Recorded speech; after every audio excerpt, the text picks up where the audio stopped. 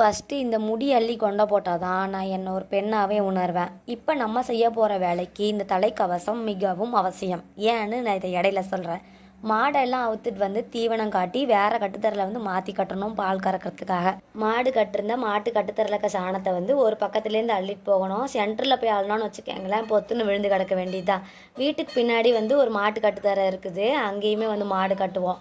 எங்கள் வீட்டில் இருக்கிற எல்லா மாட்டு சாணத்தையுமே வந்து பாண்டில் தான் அள்ளுவோம். ஆனால் இந்த மாட்டு சாணத்தை மட்டும்தான் வாளியில் வழிப்போம். ஒரு நாள் சாணத்தை கூட இதுக்கிட்ட முழுசாகவே எடுக்க முடியாது. நான் பெருக்கிறதுலே தெரிஞ்சிருக்கோம் அந்த மாடு எந்த அளவுக்கு வேலைப்பாடு பார்த்து வச்சுருக்குதுன்னு.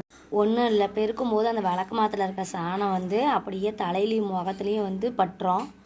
அப்புறம் மாட்டு கவனையை பெருக்கும் போது வெள்ளையாக ஒரே புகையாக கிளம்பும். வேற ஒன்றும் இல்லை, டஸ்ட்டு தான். அப்படியே நம்ம தலையில் பட்டு தேங்காய் நார் பார்த்துருக்கீங்களா, அந்த மாதிரி ஆகிடும் முடி. இதை விட பெரிய கொடுமை என்ன தெரியுங்களா, தலையில் சாணம் கூட எடுத்துகிட்டு போயிட்டு குப்பைக்குழியில் கொட்டிட்டுலாம் வந்துடுவேன். அதுக்கப்புறம் பார்த்தாக்கா தலையில் ஏதோ மருதாணி பூசின மாதிரி இருக்கும்.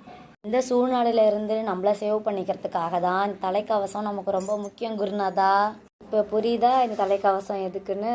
ஆனால் ஒரு விஷயம், ஒரு சில பேர் வீட்டில் பார்த்தீங்கன்னா மாடை வந்து வெறும் மண் தரையில் தான் கட்டுவாங்க.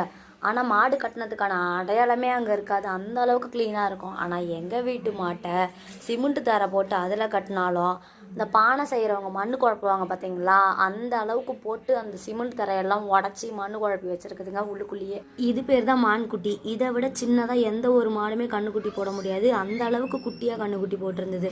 இது ஈவினிங் போல் குடிக்க வேண்டிய டீ. பட் ஆனால் நைட்டு தான் நாங்கள் வந்து குடித்தோம். நைட்டு ஒரு 11 மணிக்கு மேலே வந்து தான் இன்னொரு மாடு கண்ணுக்குட்டி போட்டுச்சு.